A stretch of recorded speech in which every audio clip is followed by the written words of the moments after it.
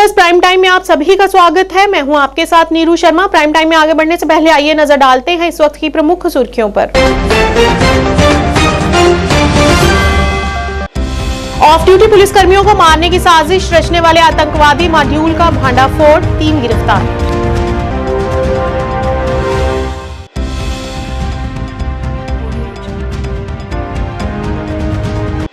Udhampur police को फिर मिली बड़ी कामयाबी, नशीले पदार्थों हुक्की के साथ एक गिरफ्तार।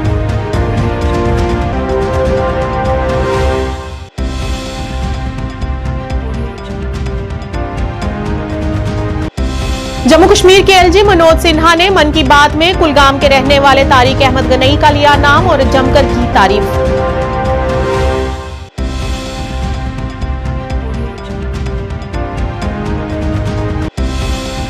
भारतीय सेना ने कुपवाड़ा में दिग्गजों को सम्मानित करने के लिए पूर्व सैनिकों की रैली का किया आयोजन। जिले के 300 से अधिक पूर्व सैनिक और वीर नारियों ने लिया भाग।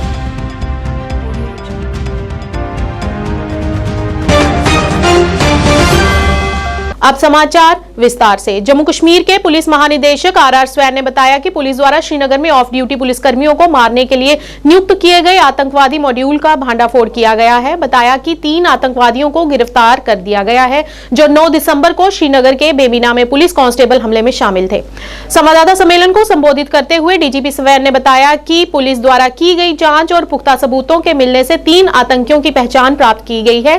डीजीपी ने कहा कि तीनों पाकिस्तानी स्थित हैंडलर हमजा बुरहान के इशारे पर काम कर रहे थे जो मूल रूप से पुलवामा के रहने वाले हैं। उन्होंने कहा कि पूछताछ के दौरान इम्तियाज अहमद खांडे के पास से अपराध का हथियार कैनिक TP09 तुर्की निर्मित पिस्तौल, 1 मैगजीन और 1 राउंड 9 mm बरामद किया गया है। उन्होंने कहा कि पूछताछ के दौरान इम्तियाज अहमद खांडे के पास से अपराध के हथियार कैनिक TP09 तुर्की निर्मित पिस्तौल, 1 मैगजीन और 1 राउंड 9 mm बरामद किया गया है। उन्होंने बताया कि गिरफ्तार आतंकवादी लश्कर ए तैयबा TRF से जुड़े हुए हैं।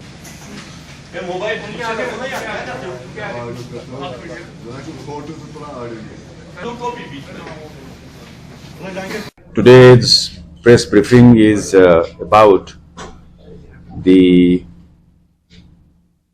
success that J&K police has achieved in tracing the killers of one of our policemen who was very recently attacked when he was after duty, when he returned home and was about to retire for the day. He was attacked. Constable Muhammad Hafiz Chak, who was posted in police post Pan Mohalla of Fateh Kadal police station. By God's grace, the constable has survived, though he has suffered 3 bullets, 2 of them pierced and went through and through. One was stuck in near to his spine and it has been removed.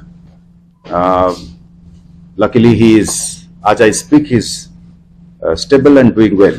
We hope and pray by God's grace he would be out of danger and would back to us hale and hearty. But as far as the assassins are concerned, the killers are concerned, they had done their job. They had finished it. 6 bullets were fired, 3 hit him, 3 did not. And the police, in a piece of very professional work, has been able to uncover the entire conspiracy. The story goes like this.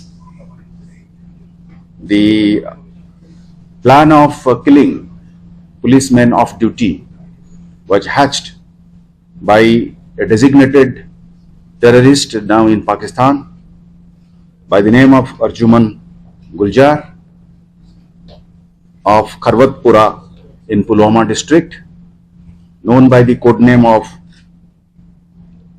Hamza Burhan. Is that correct? So he is the start point as far as we are concerned. He hatches a conspiracy and he has caches of pistols here and there hidden. He arranges 3 persons to kill. In a way, the mastermind here is one Danish Ahmad Malla, son of Ghulam Muhammad Malla, a resident of Hamdania colony, where actually our constable was living. And through him, he recruits two, what we generally have been calling as kind of what terrorists, the hybrid terrorists. So, meaning these two persons are like sleeper cell who get activated, but otherwise they live normal lives. So, the two others are Imtiaz Ahmad Khande, son of Tariq Ahmad Khande. He is also a resident of Hamdania colony. And the third person is Mehnan Khan, also is known as Mehran Khan. He is son of Mehrazdin Khan. He is from Khawazapura, Saidpura in Rainawari in Srinagar. So these three persons here in J&K, in Srinagar, in cahoots with the man in Pakistan, who is Arjuman Guljar. They manage pistol, recce him, study his movements for several days, and finally attack him. Udhampur police द्वारा जम्मू कश्मीर राष्ट्रीय राजमार्ग पर जखैनी में एक विशेष नाका लगाया गया था, जहां पर घाटी से आने वाले वाहनों की तलाशी ली जा रही थी। इसी दौरान घाटी से पंजाब की ओर जा रहे ट्रक को तलाशी के लिए रोका गया, तो उसमें से खुफिया तरीके से लगभग 30 किलो नशीले पदार्थ भुक्की को छुपाकर रखा था, जिसे पुलिस द्वारा बरामद कर लिया गया है। और वहीं चालक राजीव कुमार को हिरासत में लेकर गाड़ी को भी सीज कर दिया गया है। जो है क्वांटिटी में लिखा है, फिलहाल वो पुलिस द्वारा पकड़ी गई और आप तस्वीरों में देख सकते हैं कि आप जो है लगभग कोई 30 kg पॉपिश का जो है वो पकड़ी गई। तो वो कितने लोग थे इसमें? इसमें एक ही ड्राइवर था, जिसका नाम राजीव कुमार बताया जा रहा है, और ये रहता भी हमारा लोकल है जहाँ का, कहीं पर साइड का है ये। तो ये कश्मीर से पंजाब की तरफ इसको छुपा के और पुलिस ने जहाँ पर पकड़ा है और इसके खिलाफ अरेस्ट कर दिया। तो सर क्या मानते हैं कि देखिए, हमारी उधमपुर पुलिस की तरफ से हर रोज़ जहाँ पर नाका लगाया होता है, रात को भी नाका होता है, जहाँ भी कहीं से सोर्स मिलता है वो जो इनको पकड़ लेते हैं। तो ऐसा है कि पुलिस को अपना काम कर रही है। तो हमारी डिस्ट्रिक्ट एडमिनिस्ट्रेशन, पुलिस एडमिनिस्ट्रेशन की तरफ से यही एक संदेश है पब्लिक को कि ये सोशली जो है एक समाज में एक ये सूझबूझ फैलनी चाहिए कि हमारे बच्चे या हमारे बड़े लोग ना इसको बेचे, ना इसका इस्तेमाल करें, तो ये तभी ख़त्म हो सकती है।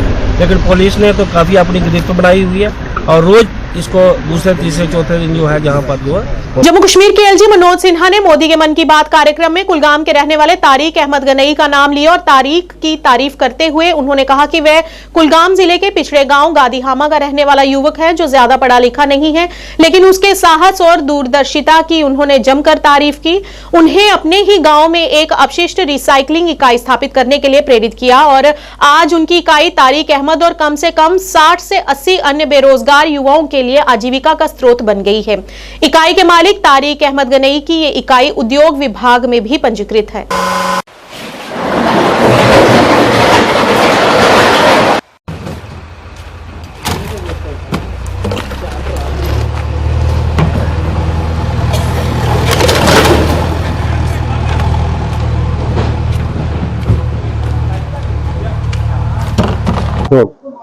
अस्सलाम वालेकुम। जब आज अवाम की आवाज में मीडिया एलजी साहब ने मेरा नाम लिया है, मुझे खुशी के बारे में मुझे पता नहीं मुझे कितनी खुशी आई। जब इस मेरा नाम लिया, इस कुलगाम की भी खुशी है जब उसने मेरा नाम लिया है। एक नौजवान है जो इस साइड पोल्यूशन को एक काम करके एक बिजनेस जमा लिया इसने और बेरोजगारी भी खत्म किया इसने। जितने भी इस गांव में बेरोजगार लड़के थे और 30-40 ऑटो वाले हैं और उनका भी रोजगार मिलेगा और हर किसी को रोजगार मिल गया इस काम से और जो इस यूनिट से। और मुझे इतनी एलजी साहब की इतनी भी उम्मीद है, इस काम को वो और भी बढ़ा सकते हैं और भी बेरोजगार इसके अंदर एडजस्ट हो जाएंगे। जितने भी पढ़े लिखे लोग हैं वो भी इस काम में एडजस्ट हो जाएंगे। और मेरा अपने डीसी साहब के भी पास पूरा उम्मीद है, वो भी मुझे इस काम को भरपूर हेल्प करेगा। उसने बोला भी, मैं आधी रात को भी आपके लिए खड़ा रहूंगा, जब भी आपकी कोई परेशानी हो, हर गम में मैं आपके साथ हूं। इस काम को आप जमा लो। कृतज्ञता और एकजुटता के एक उल्लेखनीय प्रदर्शन में भारतीय सेना के वज्र डिवीजन कुपवाड़ा ने कुपवाड़ा जंगली गैरिसन में एक उत्साहजनक पूर्व सैनिक रैली का आयोजन किया। रैली में कुपवाड़ा जिले के 300 से अधिक पूर्व सैनिक, वीर नारियों और उनके आश्रितों ने भाग लिया। इस रैली ने उन बहादुर सैनिकों को श्रद्धांजलि अर्पित की जिन्होंने 1971 के भारत पाक युद्ध के दौरान अपना सर्वोच्च बलिदान कर दिया था। ये रैली विजय दिवस के अवसर पर आयोजित की गई, जो दिग्गजों और उनके परिवारों के साथ जुड़ने और उनकी विभिन्न जरूरतों और चिंताओं को संबोधित करने पर केंद्रित रही। बहुत शुक्रगुजार हूं कि जिस तरीके से डिस्ट्रिक्ट कुपवाड़ा में खासकर 28 डिव के जीओसी साहब ने जो कदम उठाया है एक्स सर्विसमैन की वेलफेयर ऑर्गेनाइज के लिए, तो ये यहाँ पर ही नहीं, ये कहीं भी जाता है, चाहे करना जाता है, चाहे केरन जाता है या मचल सेक्टर में जाता है। दूर दराज इलाकों में जो भी आज के डेट में एक्स सर्विसमैन या जो पुराने एक्स सर्विसमैन है, उनकी जो भी कोई प्रॉब्लम है उनको हल करने में बहुत मदद करता है। इसके लिए मैं हिंदुस्तान आर्मी की जो मोरालिटी है उसमें कोई शक नहीं है कि उनकी मोरालिटी जो सोच है, इथिक्स एक्स सर्विसमैन के लिए, वो दुनिया में और कहीं नहीं है कि जितना हमारे हिंदुस्तान में एक्स सर्विसमैन जो भूतपूर्व सैनिक उनके लिए है। उन पर जो एक्स सर्विसमैन तकरीबन 2700-2800 एक्स सर्विसमैन है, लेकिन एक्स सर्विसमैन पर डिपेंड नहीं होता है, उनकी फैमिली जो है कम से कम 80,000 के करीब है। और हिंदुस्तान, उसमें कोई शक वाली बात नहीं। मैं बहुत फख्र की बात कर रहा हूँ आज के डेट में कि मैं हिंदुस्तान आर्मी का एक कैप्टन और एक्स कैप्टन हूँ और अल्हम्दुलिल्लाह मुझे बड़ा ऑनर मिले हैं। रियासी बार एसोसिएशन के लिए शनिवार को हुए चुनावों में एडवोकेट पवन देव सिंह ने जीत हासिल की। उन्होंने अपनी प्रतिद्वंदी एडवोकेट अजय सलालिया को हराया। इसके अलावा एडवोकेट हरीश शर्मा उप प्रधान, advocate Shubham Sharma general secretary और advocate D K Tanotra joint secretary बने। इस बार एसोसिएशन के चुनावों में 4 पदों के लिए कुल 8 उम्मीदवार मैदान में थे। शनिवार सुबह मतदान की प्रक्रिया कोर्ट परिसर में शुरू हुई, जिसमें बारी बारी वकीलों ने अपना मतदान किया और जिसके नतीजे दोपहर को घोषित किए गए, जिसमें पवन देव सिंह ने बाजी मारी।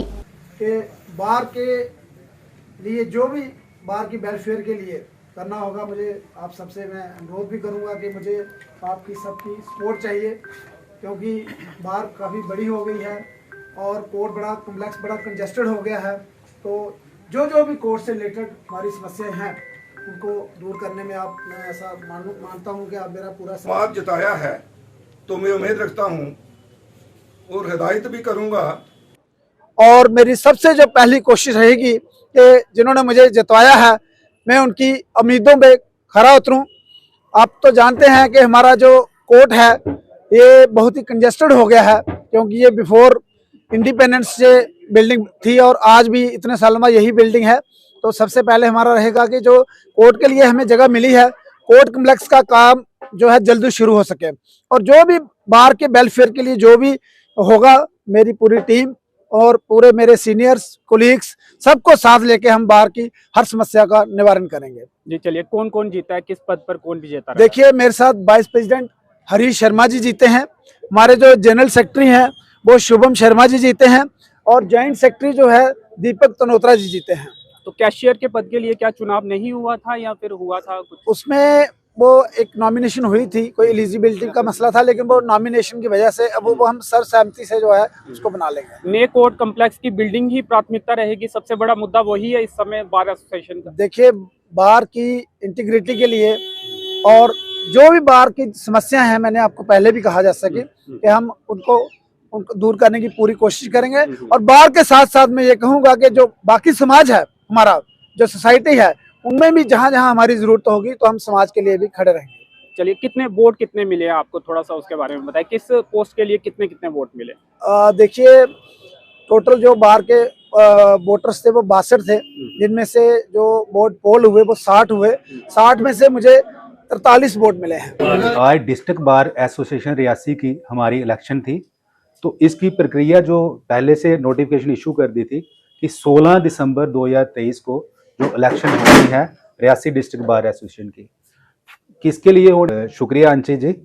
तो आज हमारी डिस्ट्रिक्ट बार एसोसिएशन रियासी की इलेक्शन थी। ये इलेक्शन पहली बार हुई है। इससे पहले कंसेंसस से ही डिक्लेयर होते थे president, vice president, general secretary, joint secretary, cashier, क्योंकि रियासी बार जो एक छोटी बार थी इसमें इतने मेंबर नहीं थे। लेकिन अब इसका कॉन्स्टिट्यूशन भी बना है और वोटिंग की प्रक्रिया जो है वो हमने शुरू की है। तो वो इलेक्शन जो आज सुबह 11 बजे शुरू हुई थी, जिसका वोटिंग का टाइम हमने रखा था 2 बजे तक और 3 बजे हमने काउंटिंग शुरू की थी। 4 बजे के करीब हमने इसका रिजल्ट डिक्लेयर किया है। तो बीइंग आरओ, क्योंकि मैं प्रेसिडेंट था तो मैंने इलेक्शन करानी थी, मेरे साथ मेरी टीम थी पूरी, तो जिसमें श्री कुलदीप दुबे जी, मीर साहब, बीए जी जे बैठे थे। तो इसमें सबसे पहले मैं बताऊं, जो जनरल सेक्रेटरी की पोस्ट के लिए हमारे पास कैंडिडेट थे वो थे श्री अमित सिंह जी एडवोकेट और शुभम शर्मा जी। तो टोटल बोर्ड जो पोल हुए वो 60 हुए हैं आउट ऑफ 62। तो अमित सिंह जी को मिले हैं 28 वोट और शुभम शर्मा जी को मिले हैं 32 वोट। इस हिसाब से ये 4 वोटों से जीते हैं अमित सिंह जी से। तो ये शुभम शर्मा जी को बधाई हो कि इन्होंने जनरल सेक्रेटरी की पोस्ट के लिए विजय हुए हैं जे। तो वाइस प्रेसिडेंट की पोस्ट के लिए ऐसे ही राकेश जी सिंह जी और हरीश शर्मा जी थे। तो राकेश जी सिंह जी को मिले हैं 29 वोट और हरीश शर्मा जी को मिले हैं 31 वोट। तो 2 वोटों से हरीश शर्मा जी वाइस प्रेसिडेंट की पोस्ट के लिए इलेक्ट हुए हैं। तो इसके साथ ही जो प्रेसिडेंट कैंडिडेट थे वो थे मिस्टर अजय सलालिया जी और मिस्टर पवन देव सिंह जी एडवोकेट। तो अजय सलालिया जी को मिले हैं 17 वोट और पवन देव सिंह जी को मिले हैं 43 वोट। तो 26 वोटों से पवन देव सिंह जी जीते हैं। तो ये हमारी जो इलेक्शन होती है ये 2 साल के लिए टर्नओवर रहता है। तो 15 दिसंबर 2025 तक इनका टर्नओवर है, उसके बाद फिर इलेक्शन होगी। तो ये टीम मैं अनाउंस कर दूं एक बार आपको फिर। प्रेसिडेंट के लिए है पवन Dev Singh ji advocate, vice president के लिए हरीश शर्मा जी और जनरल सेक्रेटरी की पोस्ट के लिए जो इलेक्ट हुए हैं श्री शुभम शर्मा जी।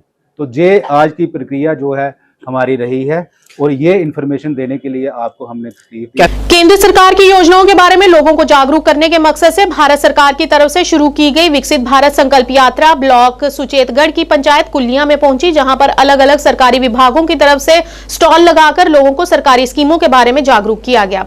विकसित भारत संकल्प यात्रा की नोडल अधिकारी आकांक्षा गुप्ता की अध्यक्षता में पहुंची विकसित भारत संकल्प यात्रा के दौरान पंचायत के सरपंच ओंकार सिंह की अध्यक्षता में यात्रा का स्वागत किया गया, जबकि इस मौके पर भारतीय जनता पार्टी के प्रदेश उपाध्यक्ष एवं पूर्व मंत्री चौधरी श्यामलाल मुख्य तौर से उपस्थित रहे। इस दौरान शहीदों को भी श्रद्धांजलि अर्पित की गई। इस अवसर पर स्कूल के विद्यार्थियों की तरफ से रंगारंग एवं सांस्कृतिक कार्यक्रम प्रस्तुत करने के साथ साथ नाटकों के माध्यम से लोगों को स्वच्छता एवं अन्य कार्यक्रमों के बारे में जागरूक किया गया। 2047 तक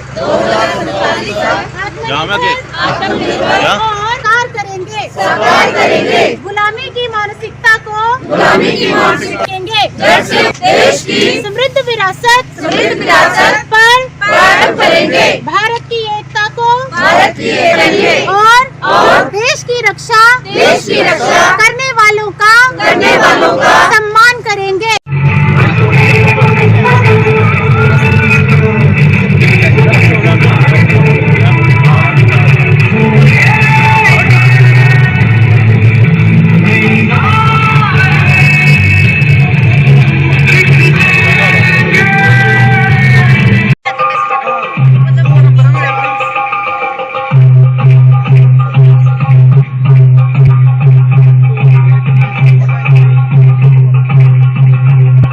ये जो विकसित भारत यात्रा जो हमारे सारे जितने भी गांव हैं, जितने भी म्युनिसिपल कमिटीज़ हैं, उन सब जगहों पे ये जारी है।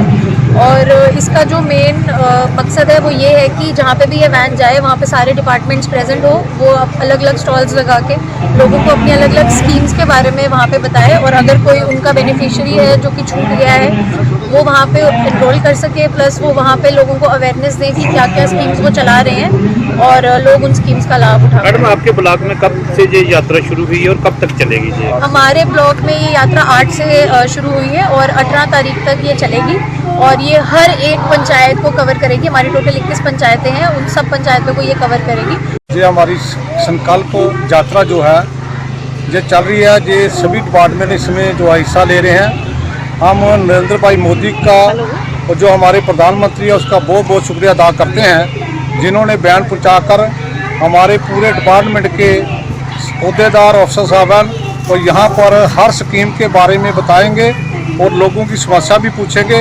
इससे जो है हमारी कोई भी समस्या जो है वो हर हल हो जाएगी।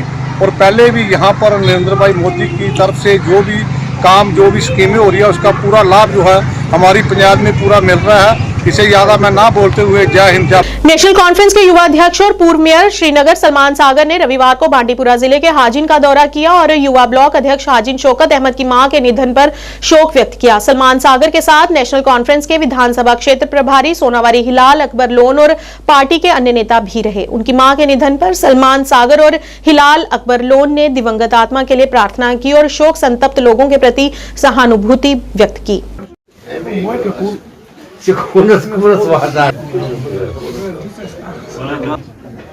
ये हमारे एक यूथ के जो यहाँ हाजिन के टाउन के प्रेसिडेंट है यूथ नेशनल कॉन्फ्रेंस में, तो उनकी वालदा गुजर गई थी, तो हम ताज़त पुरसी के लिए आए थे।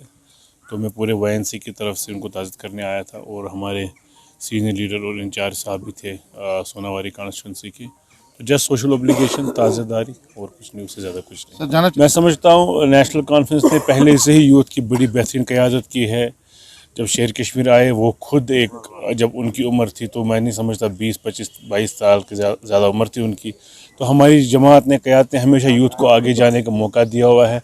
आज भी हम कहते हैं आने वाले कुछ वक्त में 1-2 महीने में हम नए यंगस्टर, यंग लॉट को आगे आने का मौका दे रहे हैं। और हमारे पास आज हर डिस्ट्रिक्ट में, हर जोन में, हर प्रोविंस में हमारे पास एक वाइब्रेंट YNC जो है इन प्लेस है। तो बाकी यूथ को चैलेंज है, यूथ को आगे चलना है। पार्टी ने भी कोशिश की है हमको इंचार्ज बना के, किसी कॉन्स्टिट्यूंसी का हिलाल साहब इंचार्ज है, ऐसे बहुत से लोगों को।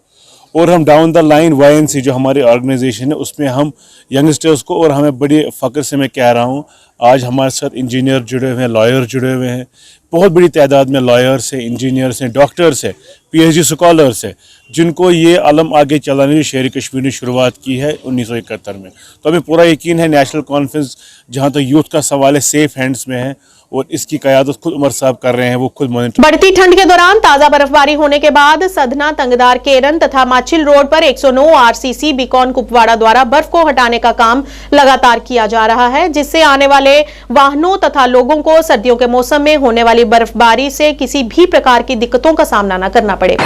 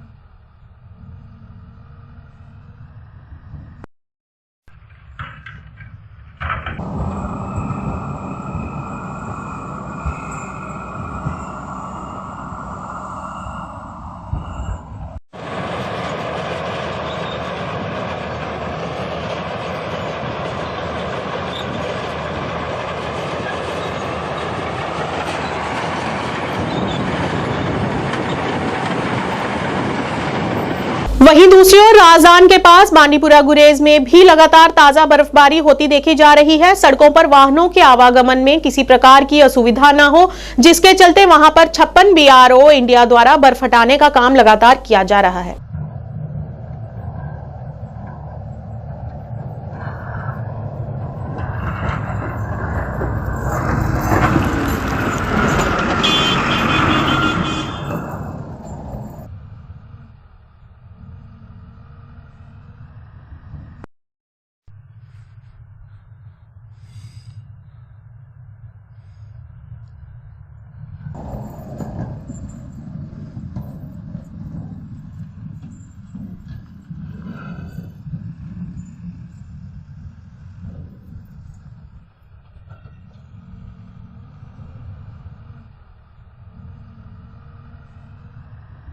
दक्षिण कश्मीर के पुलवामा जिले के तहाब इलाके में सेना की 55 राष्ट्रीय राइफल्स ने युवाओं को खेल से जोड़ने के लिए वॉलीबॉल टूर्नामेंट का आयोजन किया, जिसमें जिले के विभिन्न क्षेत्रों से 8 टीमों ने भाग लिया।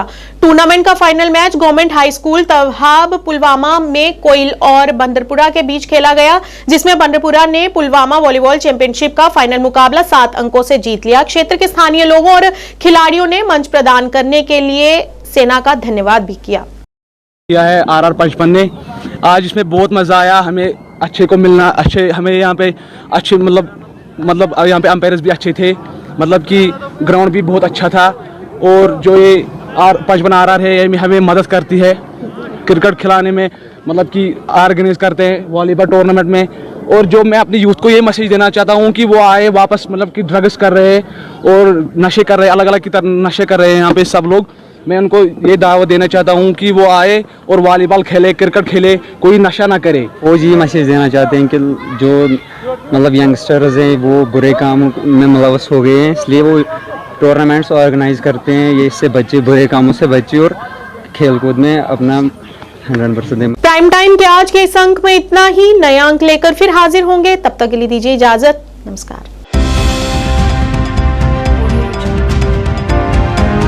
हमारी काविश है, एक सुनहरे कल का जाम है। प्रोग्राम एक मुलाकात में आप सभी हजरात का खैर मकदम है। आपके चैनल के थ्रू मुझे यकीन है कि ये बात आवाम तक भी पहुंचेगी, गवर्नमेंट तक भी पहुंचेगी। जरूरत इस चीज की है कि गरीबों का हक न मारा जाए, गरीबों को उनका हक दिया जाए। आवाम के दिल की आवाज JKAC। आज हमारे साथ शामिल प्रोग्राम है अतहर मनीगामी।